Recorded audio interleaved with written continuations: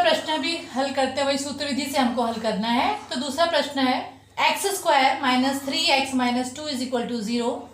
तो इसको भी सबसे पहले हम इसका मानक स्वरूप से तुलना करके हम उसको a b c का मान ज्ञात करते हैं। तो सबसे पहले ax² plus bx plus c बराबर 0 से तुलना करके हम a b c का मान निकालते हैं। तो यहाँ पे a बराबर क्या, यहाँ पे कुछ नहीं मतलब 1 है, b का मान यहाँ पर -3 है और c का मान यहाँ पे -2 है। तो सबसे पहले हम तुलना करके इनका मान लिख लेंगे। तो a is equal to 1, b is equal to -3 और c इज इक्वल टू -2। ये हो गया हमारा a b c का मान। उसके बाद हम करनी में नहीं, ओनली b² माइनस 4ac का मान निकाल लेंगे। तो यहाँ पे b का मान है -3, तो यहाँ पे हो जाएगा -3 का वर्ग। फिर यहाँ पे माइनस साइन है तो माइनस लगाएंगे। 4, तो यहाँ 4 लिखेंगे। a का मान यहाँ पे 1 है इसलिए 1 लिखेंगे और c का मान यहाँ पे -2 है इसलिए हम -2 लिखेंगे। ठीक है, b की value -3, 4 as it is, a का मान यहाँ पे 1 दिया है तो 1 लिखा हमने और c का मान हमने -2 निकाला था तो -2। तो इस पूरे समीकरण में इसका हम मान रख देते हैं और हल करते हैं। तो -3 का वर्ग क्या हो जाएगा, ऋण का वर्ग हमेशा धन में आता है, तो 3 का वर्ग यहाँ पे 9 हो जाएगा और यहाँ भी माइनस है यहाँ भी माइनस है, तो दोनों का गुणा होगा तो यहाँ पे प्लस हो जाएगा। 4 एकम 4 और 4 दूनी 8, तो यहाँ पे 8 हो जाएगा और 9 और +8 करेंगे, जोड़ेंगे तो आ जाएगा हमारा 17। तो हमारा जो b² माइनस 4ac का मान आ गया वो आ गया 17। तब हम सूत्र लिखेंगे और सूत्र में इनके मान रख देंगे।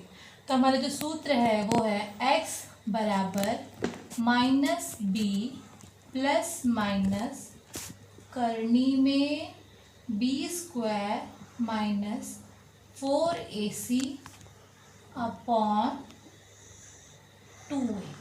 ओके, तब यहाँ पे माइनस देखो ऑलरेडी दिया हुआ है तो ये माइनस हम लिखते हैं और b का हमारा मान क्या है -3, तो यहाँ पे -3। बच्चों अक्सर यहाँ पे आप लोगों की बहुत गलतियाँ होती हैं, ध्यान रखना है। ऐसे नहीं कि -3 देखकर -3 लिख दिया, यहाँ पे -b है तो इसका माइनस तो हम लिखेंगे माइनस और जो हमारा b का मान है वो -3 है तो हम फिर से -3 लिखेंगे, तो यहाँ पे डबल माइनस आ जाएगा। फिर प्लस माइनस करनी में हमने जो b² माइनस 4ac का मान निकाला था यहाँ पे 17, तो ये मान हम लोग यहाँ पे रख देंगे इसका। ओके, और पूरे के बट्टे 2a यानी 2 गुणे a कितना है यहाँ पर 1 है तो ये हो जाएगा 1। तो हल करते हैं। अब माइनस का माइनस में गुणा हो जाएगा तो प्लस हो जाएगा, तो यहाँ पे आ जाएगा +3, तो 3 प्लस माइनस करनी में 17 और पूरे के बट्टे 2। ये हो गया हमारा x का मान। अब देखो इसके आगे हम कुछ हल कर सकते हैं क्या, नहीं। यहाँ पे कोई गुणनखंड भी नहीं है 2 से कि 2 से भाग जाए या कुछ हम काट सकें, तो कुछ भी नहीं कर सकते। तो ये हमारा आंसर हो गया, हमारा फाइनल आंसर है। लेकिन ये 2 बार इसको हम एक बार धन में लिखेंगे और एक बार ऋण में लिखेंगे, तो इस तरह से हमारी x की 2 वैल्यूज आ जाएंगी। तो देयरफॉर x बराबर हो जाएगा 3 प्लस करनी में 17 बट्टे 2 या x बराबर 3 ऋण करनी में 17 बट्टे 2। यहाँ पे थोड़ा टेढ़ा हो गया, फिर से लिख देते हैं। तो x बराबर 3 धन करनी में 17 बट्टे 2। तो इस तरह से इसका एक बार मान धन में आ गया और इसका एक बार मान ऋण में आ गया, तो ये हो गया इसका आंसर। तो ऐसे ही फिर हम थर्ड सम सॉल्व करते हैं। बच्चों अभी तक हमने जो देखा था उसमें गुणनखंड हमेशा जो वर्ग था 1 था, अभी इसमें हमारा गुणनखंड 3 है। तो ये भी हमको मानक स्वरूप में दिया गया है तो कुछ हल करने की जरूरत नहीं है। केवल हम ax² plus bx plus c बराबर 0 से तुलना करके इसका पहले a b c का मान निकाल देंगे। तो यहाँ पे a का मान 3 है, b का मान 2 है और c का मान -7 है। तो यहाँ पे लिख देंगे a is equal to 3, b is equal to 2 और c इज इक्वल टू -7। आप लोग नीचे लिखना, मैं थोड़ा सा करने के लिए यहाँ पे लिख रही हूँ, तो आप लोग को यहाँ पे नीचे लिखना है मान। तो ये हमने ए बी सी का मान निकाल लिया। अब हम सूत्र के हिसाब से हम उसमें पहले b² - 4ac का मान निकालेंगे। तो यहाँ पे b की वैल्यू 2 है, तो यहाँ पे हो जाएगा 2 का वर्ग ऋण 4 गुणे a का मान यहाँ पे 3 है तो 3 हो जाएगा, और c का मान यहाँ पे -7 है इसलिए -7 हो जाएगा। तो हल करते हैं, तो 2 का वर्ग यहाँ पे 4 हो जाएगा, और यहाँ पे माइनस है, यहाँ पे भी माइनस है, जब दोनों का गुणा हो जाएगा तो धन होता है। फिर 4 तियाँ 12 और 12 सत्ते 84, तो हो जाएगा 84 में 4 ऐड कर दोगे तो हो जाएगा 88। तो देयरफॉर b² - 4ac का हमारा मान आ गया 88। अब हम सूत्र लिखते हैं। ये सूत्र आपको बार बार लिखकर याद करना है, ये सूत्र आएगा तो ही आप सवाल हल कर पाओगे। तो इसलिए सूत्र आपको अच्छी तरह से कम 10 बार 20 बार लिखो, या 10-20 सवाल भी उससे भी आधारित हल करोगे तो बार बार लिखकर वो आपको सूत्र याद हो जाएगा। तो x बराबर होता है -b ± करनी में b² - 4ac पूरे के बटे 2 गुणे a। तो यहाँ पे हमारा b का मान क्या है, यहाँ पे b का मान 2 है, तो यहाँ पे आ जाएगा -2 ± करनी में, अभी b² - 4ac का हमने मान निकाला यहाँ पे 88, तो यहाँ पे आ जाएगा 88 बटे 2 गुणे a का मान है हमारा 3, तो यहाँ पे 2 तियाँ 6।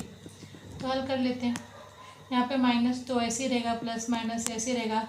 88 का वर्गमूल निकलता है क्या? 88 का वर्गमूल तो निकलता नहीं, लेकिन ये 4 का गुणज है, तो ये हो जाएगा 22 गुणे 4, 22 गुणे 4 तो 88 होता है ना।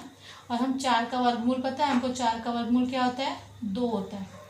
तो ये 4 का वर्गमूल 2 करने के बाहर आ जाएगा, तो ये हो जाएगा -2 प्लस -2 करने में 22 बटे 6।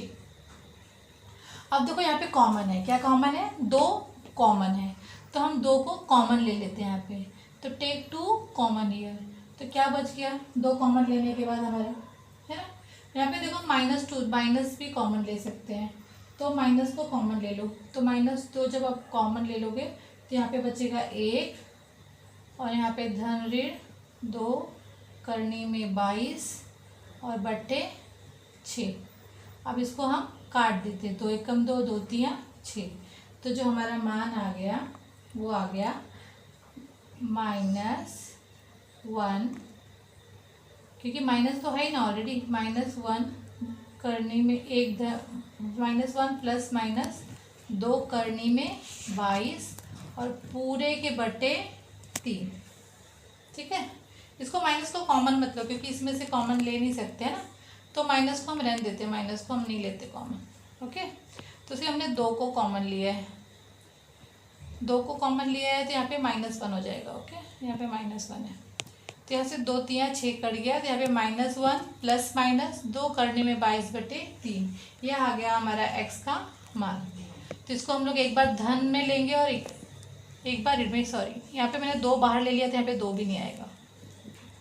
ये 2 तो मैंने बाहर ले लिया ना, तो ब्रैकेट में क्या यहाँ पे बचा? -1, और यहाँ पे हमारा ब्रैकेट में बच गया करने में 22 बच गया। ओके, तभी 2 से हमने 6 को काट दिया, 2 तियाँ 6, तो यहाँ पे भी हमारा बच गया -1 प्लस माइनस करने में 22 बटे 3। तो इसको एक बार हम धन में लेंगे और एक बार हम ऋण में लिख लेंगे। तो देयरफॉर जो इसका मान आ गया x का हो गया x बराबर -1 प्लस करनी में 22 बटे 3, या x बराबर ऋण करने में 22 बटे 3। देखो जो यहीं से जो प्लस माइनस लिखा हुआ है ना, बस यहीं से बदलता है। एक बार इसको हम पूरे को धन में लिखेंगे और एक बार हम पूरे को ऋण में लिखेंगे। तो इस तरह से इस वर्ग समीकरण के ये 2 हल हमें मिल गए। तो बच्चों आज इसी के साथ हम अपना ये ख़त्म करते हैं। आगे अभी हमको 3-4 प्रश्न और इस पर आधारित हल करना है, वो हम अपने अगले पीरियड में सॉल्व करेंगे। तो थैंक यू वेरी मच।